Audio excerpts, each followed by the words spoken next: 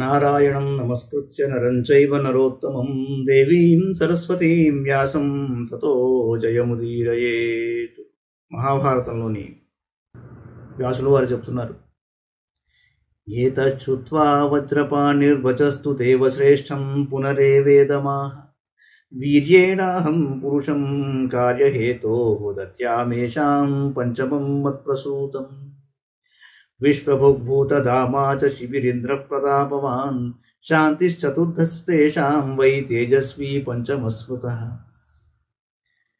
రాజా, వజ్రధారి ఇంద్రుడు పూర్వేంద్రుల మాటలను విని దేవతాశ్రేష్ఠుడైన శంకరునితో ఇలా పలికాడు, పూజ్యుడా, నా వీర్యంతో 5వ వాడవుతాడు, సూచించి వీరికిస్తాను.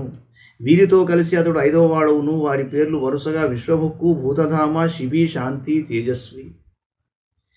తేషాం కామం భగవానుగ్రధన్వా ప్రాదిష్టం సన్నిసర్గాద్యథోక్తం తాం చాప్యేషాం యోషితం లోకకాంతాం శ్రియం భార్యం విదధాన్ మానుషేషు. శంకరుడు వారి కోరికను విని సాధు స్వభావంతో ఆనందించి వరమిచ్చాడు. ఆ సౌందర్య రాశిని స్వర్గలక్ష్మి మానవలోకంలో వారి భార్యను చేశాడు. తైరేవ సార్ధం తు తతస్తదేవజ్జగామ నారాయణమప్రమేయం అనంతమవ్యక్తమజం పురాణం సనాతనం విశ్వమనంతరూపం. దేవదేవుడైన శంకరుడు వారితో కలిసి అనంతుడు, అవ్యక్తుడు, అప్రమేయుడు, అజుడు, ప్రాచీనుడు, సనాతనుడు, అనంతుడు, విశ్వరూపుడు అయిన శ్రీహరి వద్దకు వెళ్ళాడు. సచాపి తద్వ్యదధాత్ సర్వమేవ తతః సర్వే సంబభూవుర్ధరణ్యాం సచాపి కేశౌ హరిరుద్బర్హ శుక్లమేకమపరం చాపి కృష్ణం. అతడు ఆ మాటలకు అంగీకరించాడు. తరువాత అందరూ భూమిపై జన్మించారు. అదే సమయంలో శ్రీహరి తన కేశపాశం నుండి 2 వెంట్రుకలను బయటకు తీశాడు. వాటిలో ఒకటి తెల్లనిది, మరొకటి నల్లనిది. తౌ చాపి కేశౌ నివిచేతాం యదూనాం కులే స్త్రియౌ దేవకీం రోహిణీం చ తయోరేకో బలదేవో బభూవ యోసౌ శ్వేతస్తస్య దేవస్య కేశః కృష్ణో ద్వితీయ కేశవః సంబభూవ కేశో యోసౌ వర్ణత కృష్ణ ఉక్తః. ఆ 2 వెంట్రుకలు యదువంశ స్త్రీలైన దేవకీ రోహిణుల గర్భంలో ప్రవేశించాయి. తెల్లటి కేశం బలరాముడు, నల్లటి కేశం శ్రీకృష్ణుడు అయ్యారు. ఏతే పూర్వం చక్రరూపాని బద్ధాః తస్యాం దర్యాం పర్యతస్యోత్తరస్య హ్యైవ తే పాండవా వీర్యవంతః శక్రస్యాంశః పాండవः సవ్యసాచి. ఉత్తర హిమాలయ గుహలో బందీలైన 4 పరాక్రమవంతులైన పాండవులైనారు. ఇంద్రాంశగల పాండుపుత్రుడు సవ్యసాచి అర్జునుడు. ఏవమేతే పాండవా సంబభూవుర్యేతే రాజన్ పూర్వమింద్రా బభూవు లక్ష్మీశ్చైషాం పూర్వమైవోపదిష్టా భార్యా చైషా ద్రౌపదీ దివ్యరూపా కథం హి స్త్రీ కర్మణా తే మహీతలాత్ సముత్తిష్ఠేదన్యతో దైవయోగాత్ యస్యా రూపం సోమసూర్యప్రకాశం గంధశ్చాస్యాః క్రోశమాత్రాత్ ప్రభాతి. ఓ రాజా, పూర్వం ఇంద్రులైన వారు పాండవులు, స్వర్గలక్ష్మి ద్రౌపది అయింది. దైవయోగం లేనప్పుడు యజ్ఞవేది నుండి దివ్యకాంత ఎలా ఉదయిస్తుంది? ఆమె రూపం చంద్రసూర్యుల వలె ఎలా ప్రకాశిస్తుంది? కోసు దూరం నుండి ఆమె దివ్య గంధం ఎలా వ్యాపిస్తుంది? ఇదం చాన్యత్ ప్రీతిపూర్వం నరేంద్ర దదానితే పరమత్యద్భుతం చ దివ్యం చక్షు పశ్య కుంతీ సుతాం స్వం పుణ్యైర్దివ్యైః పూర్వతే హైరుపేతాం. ద్రుపద మహారాజా, నేను నీకు ప్రసన్నతతో దివ్య దృష్టినిస్తాను. నీవు కుంతీపుత్రుల అలనాటి దివ్య రూపాలను చూస్తావు. వైశంపాయనువాచ. తతో వ్యాసః పరమోదార కర్మా చుచిర్విప్రస్తపసాతస్య రాజ్ఞః చక్షుర్దివ్యం ప్రదదౌ తాంశ సర్వాం రాజా పశ్చత్ పూర్వదేవైః యథావతు. వెంటనే తన తపశ్శక్తిచే వ్యాసమహర్షి ద్రుపదునకు దివ్యచక్షువులు ఇచ్చాడు. అతడు పాండవుల పూర్వదేహాలను చూశాడు. తతో దివ్యాన్ హేమ కిరీటమాలినశ్చక్ర ప్రఖ్యాన్ పావకాదిత్యవర్ణాన్ బద్ధా పీడాంశారు రూపాంశ యూఢో వ్యూఢోరస్కాం స్థాలమాత్రాం దదర్శ. స్వర్ణ కిరీటధారులై బంగారు మాలలు ధరించి ఇంద్ర సమవర్చస్కులై అగ్ని సూర్యాది దేవతల కాంతి కలవారి యువకులై విశాల వక్షస్థరులై తాటి చెట్టు ప్రమాణం గల ఇంద్రాదులు కనిపించారు. దివ్యైర్వస్త్రైరరజోభిక్సుగంధైః మాల్యైశ్చాగ్రైః శోభమానానతీవ సాక్షాత్ యక్ష్యాన్ వా వసూంశ్చాపి రుద్రాం ఆదిత్యాన్ వా సర్వగుణోపన్నాన్.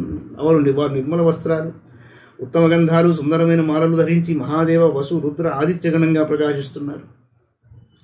తాన్ పూర్వేంద్రానభివీక్షాభిరూపాం చక్రాత్మజం చేంద్రరూపం నిశమ్య ప్రీతో రాజా ద్రుపదో విస్మితశ్చ దివ్యాం మాయాం తామవేక్ష ప్రమేయాం. నలుగురు పాండవుల పూర్వరూపాలను, ఇంద్రాత్మజుడైన అర్జునుని రూపాన్ని చూచి ప్రసన్నుడైన ద్రుపదుడు ఊహగందని ఆ మాయతో ఆశ్చర్యపోయాట. తాం చైవాగ్ర్యాం స్త్రియమతిరూపయుక్తాం దివ్యాం సాక్షాత్ సోమవహ్నిప్రకాశం యోగ్యాం తేషాం రూపతేజో యశోభిః పత్నీం మత్వా దృష్టవాన్ పార్థివేంద్రః.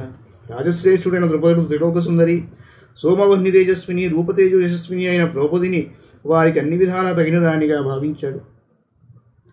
సతదృష్ట్వా మహదాశ్చర్యరూపం జగ్రాహ పాదౌ సత్యవత్యాసుతస్య నైతచ్చిత్రం పరమర్శ్యేత్వయీతి ప్రసన్నచేతాః సౌవాచ చైనం. ఆశ్చర్యకరమైన దృశ్యాన్ని చూచిన ద్రుపదుడు వ్యాసుని పాదాలపై పడ్డాడు. మహర్షి, మీలో ఈ అద్భుత శక్తికి ఆశ్చర్యమేమున్నది అని ద్రుపదుడు పలుకుగానే వ్యాసుడు ప్రసన్నుడైలా అన్నాడు. ఆసీత్ తపోవనే కాచిదృశే కన్యా మహాత్మనః నాధ్యగచ్చత్పదిం సాతు కన్యా రూపవతీ సతీ. కానుక తపోవనంలో ఒక రుచికి ఒక కుమార్తె కలదు. ఆమె సౌందర్యశీల్యాలు గలది, అయినా పెళ్లి కుదరలేదు. మరల ద్రౌపది వృత్తాంతాన్ని చెప్తున్నాడు. ఒకసారి పాండవులకు వినిపించాడు, ఇప్పుడు ద్రుపదుడికి చెప్తున్నాడు. మరి వీళ్ళకు కూడా సందేహం తీరాలి కదా. తోషయామాస తపసా సహ కిలోగ్రేణ శంకరం తామువాచేశ్వర ప్రీతో వృణు కామమితి స్వయం. ఆమె కఠినమైన తపస్సు చే శంకరుని మెప్పించింది. ఈశ్వరుడు సందర్శించి ప్రత్యక్షమే వరం కోరుకోమని ఆమెతో అన్నాడు. నైవ ముక్త బ్రవీత్ కన్యా దేవం వరదమీశ్వరం పతిం సర్వగుణోపేతం ఇచ్చామీతి పునః పునః. వరదుడైన శంకరుని మాట విని ఆమె పదే పదే అన్ని గుణాలు గల పతిని వరంగా కోరింది. తదో తస్యై స దేవేశస్తం వరం ప్రీతమానసః పంచతే పదయో భద్రే భవిష్యంతీతి శంకర. ప్రీతిమనస్కుడైన శంకరుడు, కళ్యాణి, నీకు 5 భర్తలుంటారు నా కోరికని మన్నించాడు.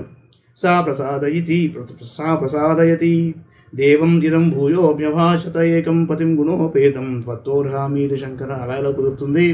సర్వగుణ సంపన్నుడైన ఒక భర్త చాలు అన్నదాడు పాపం.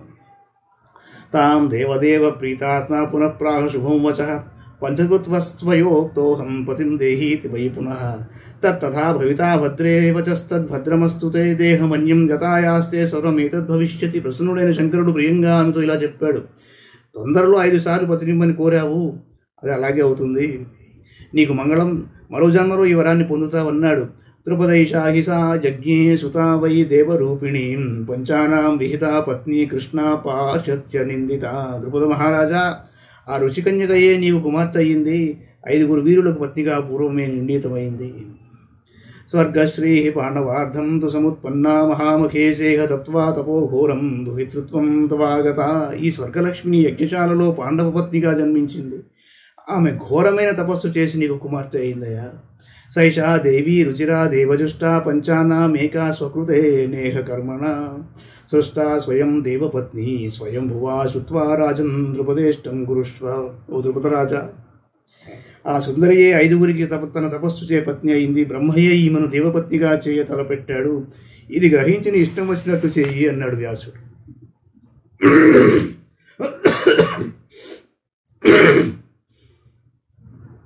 ఇక్కడ వ్యవహారం ఏంటంటే, కాంపిల్యం వచ్చే దారిలో వ్యాసుడు ప్రత్యక్షమై ద్రౌపది గురించి, ఆమె గత జన్మ గురించి ఇప్పుడు చెప్పినట్లే వాడు చెప్పాడు. ఇక్కడ ద్రుపదుడితో ఏకాంతంలో పాండవులు ఎవరో చెప్పాడు, ద్రౌపది కూడా ఎవరో చెప్పాడు. కొంతమంది అడుగుతూ ఉంటారు, 5 ఇంద్రుడి అంశలే అంటారు, మళ్ళీ అర్జునుడు ప్రధానంగా ఇంద్రుడి అంశ అంటారు, అది ఎలా కుదురుతుంది అని.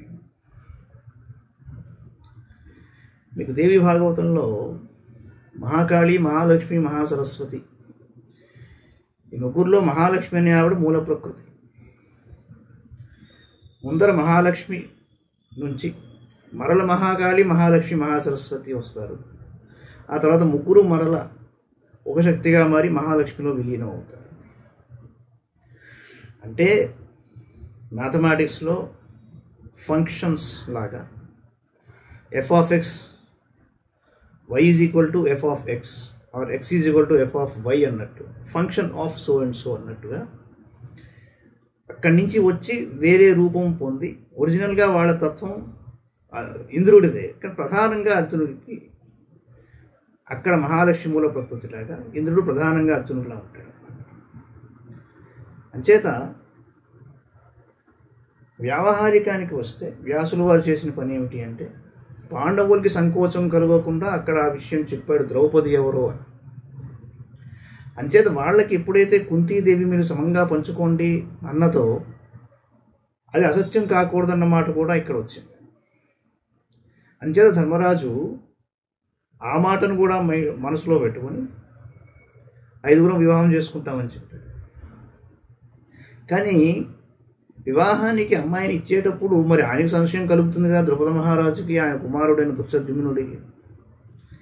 అంచేత ద్రుపద మహారాజుకి ద్రౌపది కదా చెప్పి ఈ పాండవులు ఎవరో కూడా రహస్యం చెప్పి ఈయన ఇష్టం వచ్చినట్టు చెయ్యని వ్యాసుడు వెళ్ళిపోయాడు. ఇది శ్రీ మహాభారతే ఆది పర్వణి వైవాహిక పర్వణి పంచేంద్రోపాఖ్యానే షణ్ణవత్యధిక శతతమోధ్యాయ. మంగళం భగవాన్ విష్ణు మంగళం గరుడధ్వజ మంగళం పుండరీకాక్షో మంగళాయ తనోహరి. సర్వం శ్రీకృష్ణార్పణమస్తు.